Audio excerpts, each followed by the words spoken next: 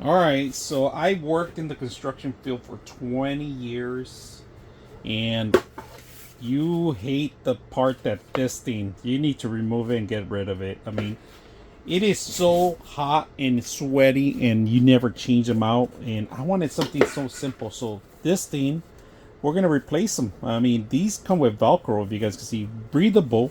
You can put them all around your helmet inside on the actual part. And then I like this part. Look at this.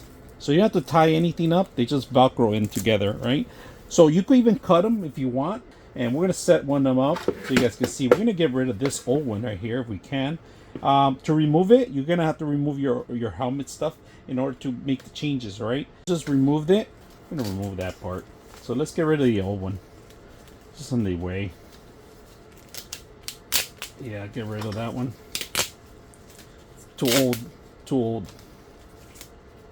Alright, we got rid of a bunch of ears that we had, including this. We still have another piece of it here. So we're going to add this front one here.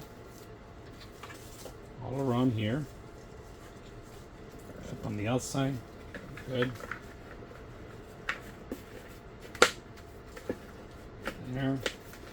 There we go. You're gonna have to train it, but look at this. You got that extra protected.